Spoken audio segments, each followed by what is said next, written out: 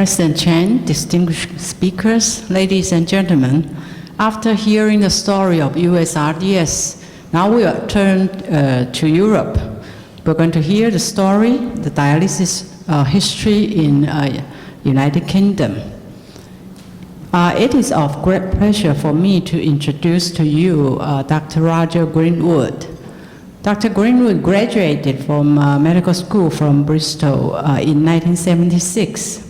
And after training in Manchester and London, he moved to Stevenage in 1988 and established a new renal unit, where he was subsequently of clinical director of renal service for the next 20 years.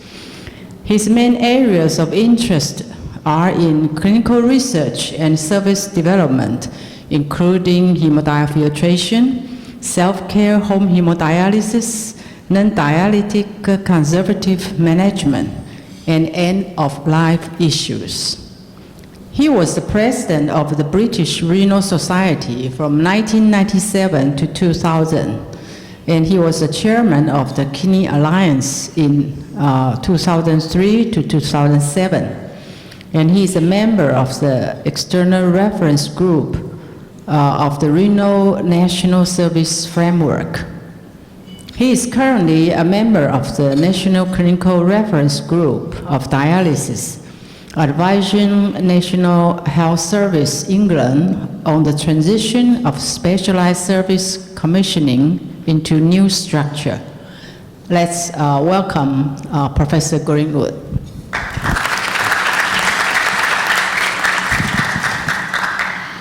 Dr. Hang, thank you so much for that kind invitation, and my congratulations to the Taiwan Society of Nephrology on your 30th anniversary. And thank you also to the Taiwanese people for a very gracious hospitality that you always offer. I'm going to talk about dialysis history in the UK. I hope you'll find some of this interesting. I'm sure it's different than your own history of dialysis, but it's always good to share these experiences.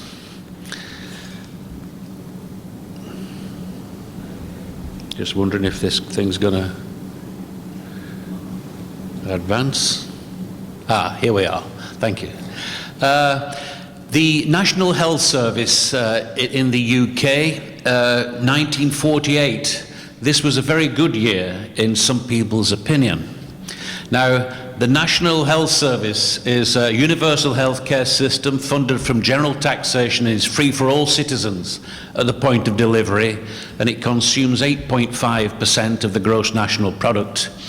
Now, I just want to point out there are two non-negotiable aspects of British life which politicians dare not touch, and that is the monarchy, and the second is the National Health Service. And I need to explain why British people are so attached to this National Health Service. It goes back to the 1930s, and in common with many European countries, the hardships and deprivations of the 1930s were profound. Even though Great Britain had an empire, many people were working at starvation levels. And there was a determination by some politicians never to go back to these deprivations. And two such politicians from the left wing of politics were Clement Attlee and William Beveridge. And they were conceiving of a system in the future of a welfare state to get over the five giant evils of squalor, ignorance, want, idleness, and disease. And this is what was proposed. It was a very brave utopian vision about how to deal with this situation.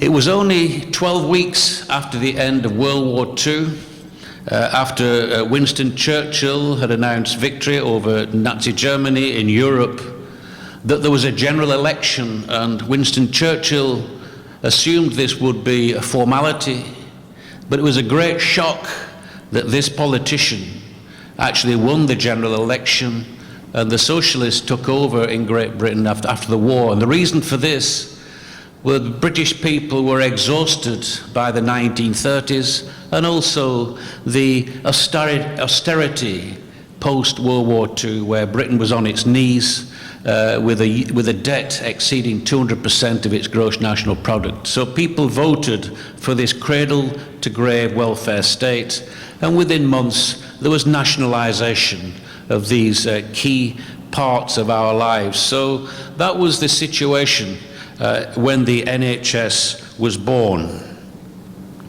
And in the early years, the NHS had triumphs. It was very good at immunisation against infectious diseases, and there was a good integration with public health. But as in common with many nationalised industries, it was smothered in bureaucracy, and it was one of the most centralised of all public services, and access to capital, for example, was very, very poor. Now, in common with other countries, dialysis started in the early, mid-60s, and this is a very famous picture of Dr. Sheldon with 13 young people who started dialysis. Now, dialysis grew up in the big teaching hospitals in the great metropolitan cities, but in the healthcare system we had, it was very difficult to disseminate this out to smaller cities and smaller towns. And it became apparent there was an embarrassing disinvestment or underinvestment in dialysis facilities in the UK, and there are about a quarter the number of dialysis machines per million of the population, just 10 dialysis machines per million of the population by 1980.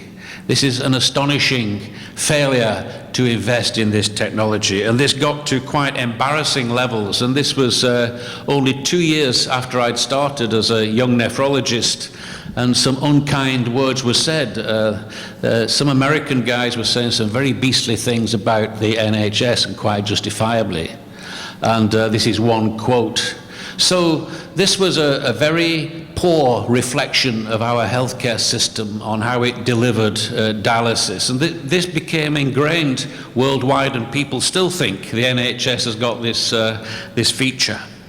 So we needed a miracle to get over this problem, and that came in the form of peritoneal dialysis. And the UK adopted peritoneal dialysis more aggressively than any other country apart from Mexico.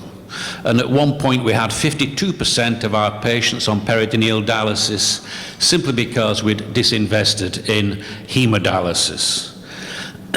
Now, if you just look at the result of all this at the end of the 1980s, you'll see that this, here's the UK with a great dependence on home hemodialysis, being replaced by peritoneal dialysis and very little investment in hospital-based hemodialysis. Whereas mainland Europe, where in France and Germany and Italy and Spain, there was a good investment in hospital hemodialysis in their countries with very little dependence on independent self-care. So a very, very different picture, and it's typical, isn't it, when you look around the world, that what we do is more to do with the healthcare system as opposed to what evidence tells you and what doctors really think. And that's a good lesson always to remind ourselves about. Now, some of you may know this politician.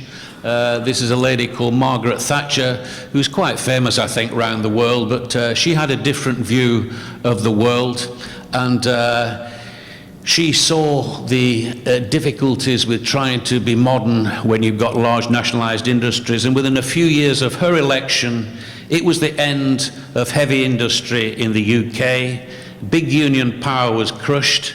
Privatisation of the railways, docks, energy, telecoms, growth of financial and service sectors, and the NHS had to change from being a universal provider to a universal insurer, and that's what happened. The Tories, the Conservative Party from which Margaret Thatcher comes, stayed in power for 18 years, and then Tony Blair took over, another well-known politician, and he was a socialist from the side of government that the founders of the NHS came from. And it was some surprise that Tony Blair continued this press for market forces in the NHS, and this continued where the private sector was allowed to compete for all NHS services, and market forces were strongly encouraged, and they were pay for performance incentives, and this started to have an effect on the renal system. And here we are back in the old days, and gradually private money came in. in-centre haemodialysis expanded up to European levels, and we always had a very healthy transplant programme. And the home self-care therapies, PD and home haemodialysis, gradually were under some pressure and remained quite small after that point. And at this point, about half the dialysis units in the UK were run by private companies under the general taxation system. So that's how that panned out, and you'd see, and you'll find this right across the world, that where in-centre haemodialysis expands, you'll often find it difficult to keep a big PD program, and our PD program has diminished from 52% at its maximum down to about 16% of all dialysis patients. And when you look at the world map, we've got a fairly balanced portfolio of therapies of peritoneal dialysis, haemodialysis, and some investment in home dialysis there. Now, this press for market forces and competition within a national health service was continued, and this is a health minister who was very influential in promoting competition on a level playing field. And public versus private provision of services was encouraged. There was also a new rhetoric of consumer choice, and to do that we had to have a uniform national prices, which is called a payment by results. And all this is to try and get this competition and pay for performance incentives built into the healthcare system. Now, we do have pay for performance, and I'll just share these with you briefly. In primary care, there's a system in primary care in the UK, which is a very strong system still. Primary care is still very strong. It receives a lot of money from government. There's mandatory reporting of EGFR in all UK pathology laboratories, and GPs, family doctors, are paid for creating a CKD register, making blood pressure recordings in CKD patients, and they're paid on the performance of having blood pressures of 140 over 80 or less, and the percentage of patients on ACE inhibitors and angiotensin blockers is also gifted with a reward. The Department of Health started to regard less than 10% of the population registered as CKD as a failure, and there was a force to re-educate GPs to spot unmet need. This is very draconian, and many physicians have reacted quite badly to this as being rather aggressive and over the top, particularly administering these drugs to elderly people, and there's had to be some sort of backtracking of it. So you can see how aggressive pay for performance can be, and it's interesting that there was virtually 100% compliance of general practitioners with these initiatives because they were getting paid for it. So that's an example of pay for performance. When you come to in-centre dialysis in the UK at the moment, as Alan mentioned, we do try and encourage arteriovenous fistulas as the preferred access over central venous catheters. And here's quite a draconian penalty for dialyzing with a central venous catheter. We get £166 for dialyzing with an arteriovenous fistula, and for every dialysis with a central venous catheter it's £133. That's £33 penalty. That's nearly $50 penalty every time you dialyze with a CVC. So you can see this is quite a strong arm force to try and get more fistulas created, and there's been some response in that, although people have found difficulties with inertia in the system to try and get to the target, which is only 15% of people having CVC. So very strong pay for performance incentives in our healthcare system. Self-care, home hemodialysis. There's also pay for performance here. Here we have the distribution of investment in home hemodialysis across the country, extremely variable, and 8 of the 55 major centres in the UK have no home hemodialysis. And here's a sort of map. We're at an elementary stage compared with the USRDS on mapping, but it is a very, I agree with Alan, it's a very pictorial and powerful way of representing data. This is the incentive for home hemodialysis, that there is now parity of remuneration for any patient who goes home on dialysis. We receive the same amount of money per month as a patient who stays in centre. And this allows us to dialyse people more frequently if they do make the transition to home. And this recommendation is intended to incentivise an increase in provision of home dialysis options, so we encourage commissioners, where there are low levels of HD provision, to work with their providers to create effective choices. You can see the strong arm of encouragement in the NHS to try and change practice by coercion. There's another addition to that, and these are called sequins. I don't want to bore you with the detail, but a sequin is an aspiration which, if achieved, will add 1.5% to the overall income which your hospital receives during the year. And for home dialysis, we had a sequin that if we achieved 10% of dialysis patients at home on their own machine by April 2015, we would have this 1.5% uplift. So strong incentives built into the system, and quite controversial. I just want to mention in my closing part of the talk some things that are perhaps different about the UK than in other countries.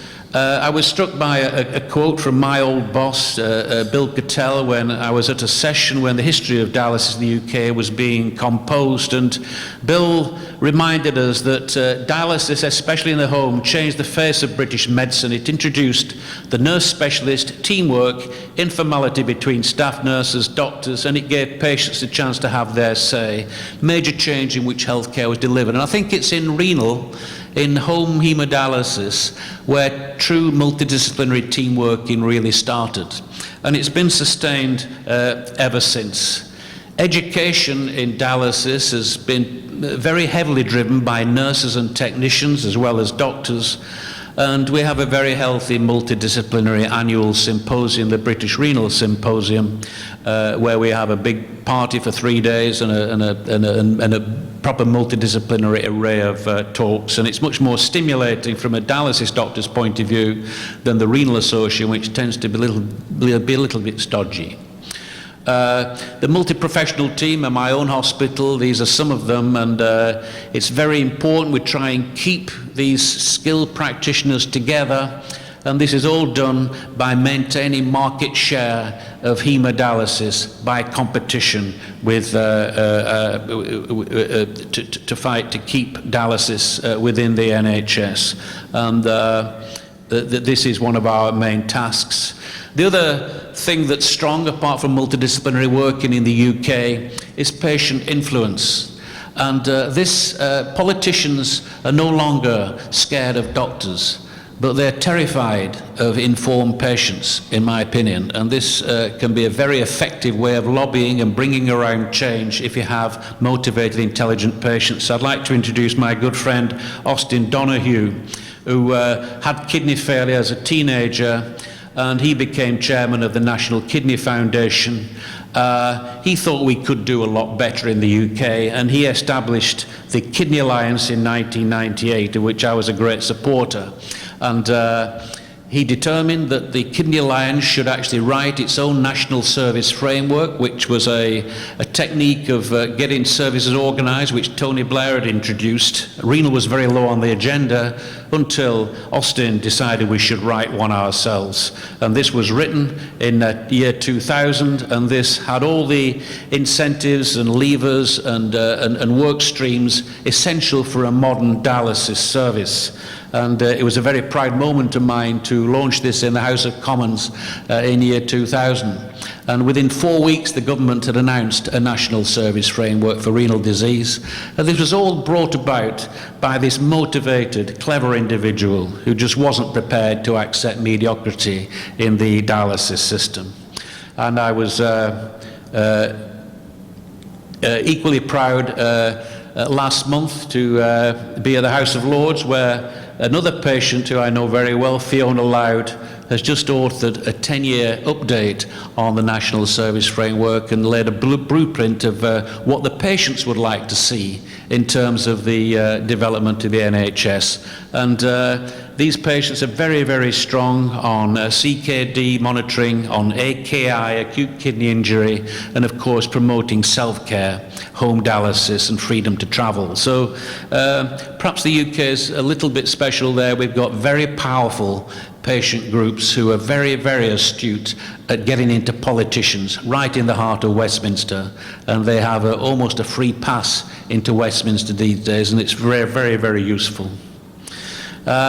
Just to remind you about the NHS and where the money goes, you might be interested to know we spend tiny amounts of money compared to some countries, £90 billion here on commissioning and buying services. What's interesting about this total of money, which is about 130 US dollars, $1 billion, most of it comes straight down to clinical commissioning groups, and these are chaired and run by general practitioners, family doctors. And it's family doctors who determine where secondary services are supported.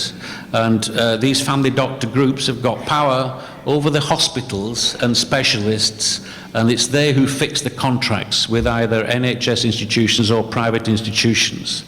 Public health gets 2.5 billion, primary care services get 10 billion. Whilst the GPs are doing this, the actual GP services are commissioned by a separate body to prevent a conflict of interest, and specialised services get £10 billion, and that's where dialysis and transplantation sit, and it's that pot that we have to exist in with 54 other specialised conditions. So it's a very competitive environment to operate in. The positives of renal services in the UK, then, I'd say, I've taken this from a debate I had with Terry Feast, who ran the UK Renal Register for 16 years, and we were asked to just produce our list of why we think the NHS has got some strong points in renal, and I guess we came out with some pretty similar statements. We're all salaried doctors with small private practices, if any, and therefore patient ownership is not strong, and this leads to good shared multidisciplinary working and empowerment of nurses and paramedics. There's very, very strong primary care, and district home visiting nursing is very strong, and this is a good foundation. We have done some good things, I think, in UK dialysis. I've just got a few more minutes, I think, Chairman. We recognise that in the modern era, the outcome of our patients is very variable. Of course, there are low-risk patients in our dialysis system, and medium risk are the biggest, but we're always concerned about this high-risk group, which constitutes less than 10% of people who start dialysis. And we recognised in the mid-90s that dialysis is life-saving, but can be harrowing and futile for some frail and dependent patients. And we embarked upon a formal means that these patients can have a choice of not going on to kidney machines if they so wished. And I guess we changed the system of advanced kidney failure to this pathway, but this was also a viable pathway, conservative kidney care, which would be fully supported if patients opted not to go on kidney machines. This has percolated into government policy, and now we have a very strong support for end-of-life care in advanced kidney disease, choosing not to dialyse, withdraw from dialysis, and what we think is much improved end-of-life care on dialysis. And I think this has occurred because of patient influence and also the strength of primary care and community nursing, and that's what makes this kind of support important. Finally, I think we recognised about 10 years ago the limitations of thrice weekly in-centre dialysis, and I won't go into any detail here, but we can't achieve in many patients the quality of life that we really want. Very influenced with Rob Foley and the US RDS analysis of data on the dangers of the 2-day break, and this prompted a resurgence of interest in dialysing people more frequently. And I think most units are now starting to take home hemodialysis seriously again. We put all our patients on home HDF or onto the next stage machines. And most of our patients going home are dialysing for 5 sessions a week, and our reimbursement system allows this. We're very pleased to have mobile machines at last, and there's a British version of this kind of technology on the way also. So I'll end there, Chairman. I hope I've gone through quite a few aspects of the NHS, and I hope you understand it a little bit better and understand what the drivers are that keep us taxed from day to day. Thank you very much. Thank you very much, Professor Greenwood, for your wonderful lecture. I think we have time for a couple of questions. First, I would like to ask you, because I see from your presentation that home hemodialysis was robust in the past, but gradually declined, and now you are trying to bring up the percentage. Why there is such kind of change, and what is your opinion? Well, my own take on this, actually, Chairman, is that home hemodialysis was a great success in the early days, but clearly wasn't appropriate for everybody. PD took over, and it seemed that if we invested in more satellite units, like you've got many units in this country, then you really wouldn't need home hemodialysis. And that's what happened. And so we built satellites. Not as many as you've got, but we built satellites, but we never achieved the level of rehabilitation we really wanted to. But that's the way it happened. It's only because of the recognition of the limits of thrice weekly dialysis that we've really taken an interest in it again. And the reason for putting people home is purely to do frequent sessions. And all our patients do 5 sessions. A few do 4 sessions, but usually 5 or 6, but mainly 5 sessions. And these patients get a huge surge of benefit in that for obvious reasons. And we've started to believe in that, and that's the reason we've reinvested in home hemodialysis. So these patient groups forced the government to increase the remuneration, so they would see only the same bill, but we now get a high remuneration for home dialysis, and we can fit in those frequent sessions within the same cash limit. So that's the reason for it. It's because of the inadequacies of thrice weekly dialysis as we see it. Thank you. Any question from the floor? I think I see one here. Yeah. Please. Dr. Greenwood, thanks for your lecture. According to your lecture, the PD patient is decreasing and HD patient is increasing. Am I right?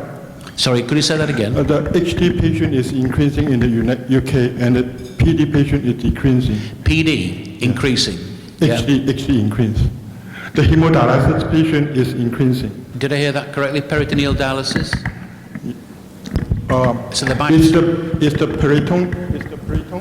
peritoneal patient increasing, the hemodialysis patient is. Yes, I think about peritoneal dialysis and hemodialysis, if I'm listening to you correctly, about the ratio. Yes. Peritoneal dialysis has diminished from about 1998-2000 from about 50% down to about 16%. We're starting to increase that ratio again because we think that peritoneal dialysis and home hemodialysis are synergistic. And our peritoneal dialysis nursing teams have now become hemodialysis teams as well, and so we think of the two as synergistic, and we've grouped the nurses into home therapies teams.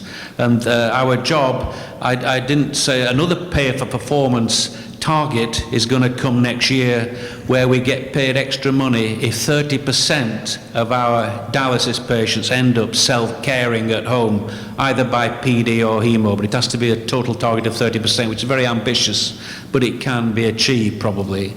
So PD is also starting to resurge in interest to promote instant self-care.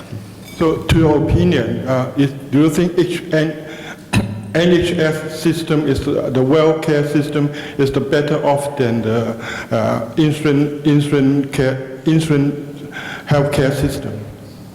Well, I think PD is a very good starting initiation therapy, yeah. And, but it's often said that it's a good initiation therapy because of the residual function that it preserves, but we think that dialysis does that as well, but it's very useful to delay the vascular access career of patients. So, yeah, we try and use PD wherever we can now. I hope I heard that question correctly. Thank you. In the past, Professor Greenwood, people saying that in Great Britain, if you are older than 80, then you can only do PD. That policy still exists? No, there's no policy, and sadly, it's a reflection from the 1980s where these true facts about the UK dialysis being very restrictive on age, it's just simply not true now. It's a very liberal attitude to dialysis, so we've got some 90-year-olds starting hemodialysis and peritoneal dialysis. But what we've done is we offer all patients the option not to dialyse, and I gave a lecture on this yesterday. I don't have time to explain it, but it's interesting to look at patients who choose not to dialyse, and often it's the elderly who are losing kidney function very, very slowly, who have adjusted to a low GFR extremely well. And with their erythropoietin, they do not suffer the deficit in their quality of life as they do when you start dialysis. So often dialysis is delayed as long as people are well in that particular group. But that's strongly encouraged. But no, it's a free patient choice, and it has to be. You can see the language in our NHS. It's a patient-centred NHS, and I think the days where doctors said you can't go on dialysis, you're too old, are long gone. Thankfully, it's not like that at all. If there's no more question, I close this speech. And in order to thank Professor Greenwood, I present a plaque for his great contribution.